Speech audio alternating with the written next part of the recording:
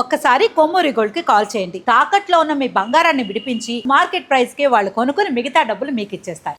Hi hello నమస్తే welcome to మనం TV. నేను మిన్సార్మి. మనం టీవీ ఉన్నది మన కోసం. ప్రతి నిమిషం ప్రతి గడియ మన కోసం శ్రమిస్తున్న పోలీసులను గౌరవిద్దాం. ప్రెసెంట్ ఒక హోటల్కి వెళ్ళారనుకోండి, ఎలా బిహేవ్ చేస్తారు? పద్ధతిగా కూర్చొని డీసెన్సీ మెయింటైన్ చేస్తారు. కానీ మనోహరాబాద్లో మాత్రం డీసెన్సీకి ఓ పేరు పాడు అసలు ఏమీ లేదు. అంత దారుణంగా బిహేవ్ చేశారు ఈ కాలేజ్ స్టూడెంట్స్.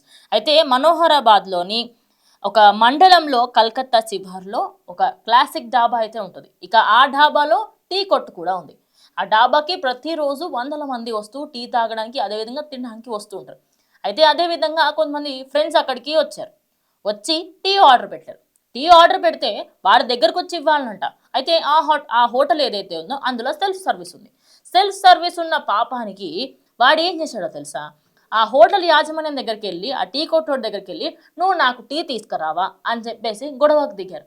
ఆ గొడవ కాస్త ఎంత పెద్దగా మారిందంటే ఆ హోటల్ మొత్తం ధ్వంసం చేసేంత టేబుల్ పగలగొట్టేశారు. అదేవిధంగా కొట్టుకున్నారు.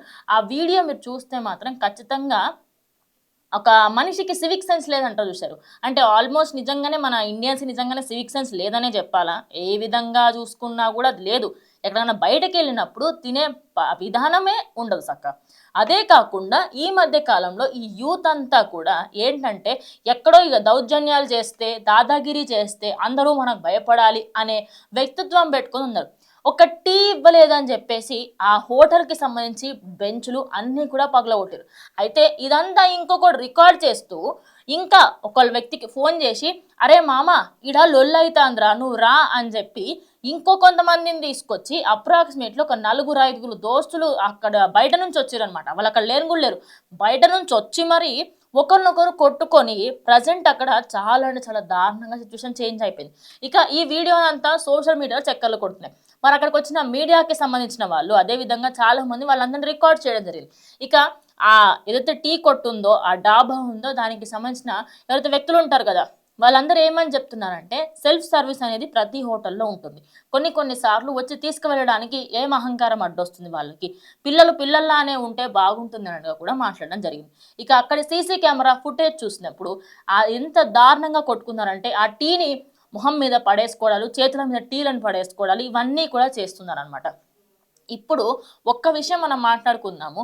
జనరేషన్ ఎటువైపు వెళ్తుంది, ఎక్కడికి వెళ్దాం అనుకుంటున్నారు? ఫ్యూచర్ గురించి ఆలోచించే ఉద్దేశం ఉందా, లేకుంటే దాదాగిరిలు దందాలు చేసుకుంటూ బతుకుదాం అనుకుంటున్నారా? చిన్న టీ విషయానికి సంబంధించి అక్కడ బెంచులు బగ్లగొట్టి అక్కడ ఉన్న ఎవరైతే వచ్చిన వ్యక్తులు ఉంటారో వాళ్ళందరూ అక్కడ భయపడి కంప్లీట్గా బయటకు వెళ్ళిపోయారు. అసలు ఆ హోటల్కి సంబంధించి రేపటి రోజు వాడి రెప్యుటేషన్ మొత్తం పడిపోయినట్టే కదా. మనం హైదరాబాద్లో కూడా ఒక రెస్టారెంట్ చూసాం, పంజాగుట్ట దగ్గర ఉంటుంది. నేను నేమ్ మెన్షన్ చేయాలనుకోవట్లేదు. అక్కడ కూడా అది అబ్బాయికి సంబంధించిన తప్పులేండి. ఇక్కడ వీలు చేసుకున్నారు. పెరగడిగాడని చెప్పేసి అప్పట్లో ఆయనకు సంబంధించి ఆయనని చంపేసిన ఘటనలో చూసాం. ఇంకా జస్ట్ ఇమాజిన్ ఈ విషయం ఇంకొంచెం పెరుగుంటే, ఇంకొంచెం వీళ్ళ వాగ్వాదం పెరుగుంటే ఇక్కడ కూడా అదే జరిగేదేమో కదా. అసలు జూనియర్స్కి సంబంధించి సీనియర్స్ ఇలాంటివన్నీ గొడవలు కాలేజీలలో పనికొస్తాయేమో, కానీ నడి రోడ్డు మీదకి వచ్చినప్పుడు పద్ధతిగా బిహేవ్ చేయాలి. ఇక్కడనే కాదు, ఎక్కడికైనా వెళుతున్నాము అంటే సివిక్ సెన్స్ అనేది ఒకటి ఉంటుంది. సివిక్ సెన్స్ అంటే మనిషికి సంబంధించి ఒక బేసిక్ కామన్ సెన్స్ అది. ఇప్పుడు ఎక్కడికైనా వెళ్తున్నాము, స్పూన్స్తో తినమని చెప్తారు. ఎక్కడైనా ఒక లగ్జరీ హోటల్కి వెళ్తే చేతితో తింటే తప్పని కాదు, అక్కడ కొంచెం వాళ్ళ డీసెన్సీ మెయింటైన్ చేస్తారు. సెల్ఫ్ సర్వీస్ ఉన్నప్పుడు చేసుకోవాలి. లేదంటే అక్కడ వాగ్వాదాలు పెద్దగా అయ్యి కంపెనీకి సంబంధించిన వాళ్ళు వచ్చి కొట్టే స్టేజ్ వరకు కూడా వెళ్తుంది. ఇప్పుడు ఇక్కడ కూడా అదే జరిగింది. సెల్ఫ్ సర్వీస్ దానికి సంబంధించి వచ్చి తీసుకెళ్ళడానికి ఏం బాధ అవుతుంది? చైన్ వస్తుందా, కాళ్ళను వస్తుందా, మరి ఏంటి బాధ? ఒక చిన్న యూతే ఇలా ఉంటే రేపటి తరాలకు సంబంధించి అంటే నెక్స్ట్ రాబోయే ఫ్యూచర్ మీరే ఇట్లా తయారైతే మీరు ఏం సమాధానం చెప్తున్నారు? మీకు జూనియర్స్కి మిమ్మల్ని చూసే అందరికీ మేము ఇట్లా చేస్తే అందరు మమ్మల్ని భయపడతారు, అందరు మమ్మల్ని చూస్తారు అని చెప్పేసి కదా మేము చెప్పాలనుకుంటుంది. మరి అక్కడికి వెళ్ళిన మీడియా వాళ్ళందరికీ సంబంధించి ప్రజెంట్ ఆ వీడియోస్ వైరల్ అవ్వడంతో ప్రజెంట్ వాళ్ళని అయితే ఇన్వెస్టిగేట్ చేస్తూ పోలీస్ స్టేషన్కి అయితే పంపించడం జరిగింది. ఇలాంటి ఘటనలు ఇంకా పెరుగుతూ ఉన్నాయి.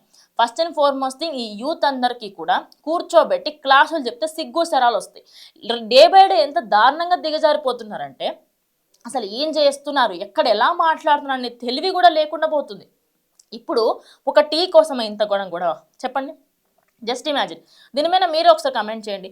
ఒక టీ గొడవకి సంబంధించి టీ తీసుకురాలేదు అని చెప్పి ఆయన మీద కొట్టడము, వాళ్ళందరూ పెద్దగా గొడవ చేసి దాని తర్వాత వాళ్ళ ఫ్రెండ్స్ అందరిని పిలిచి అక్కడ ఉన్నదంతా ధ్వంసం చేయడం ఎంత మటుకు కరెక్ట్? మీ అభిప్రాయాన్ని ఖచ్చితంగా కమెంట్ చేయండి. ఇది ఇవాళ వీడియో. ఇంకో వీడియోతో మళ్ళీ కలుస్తాం.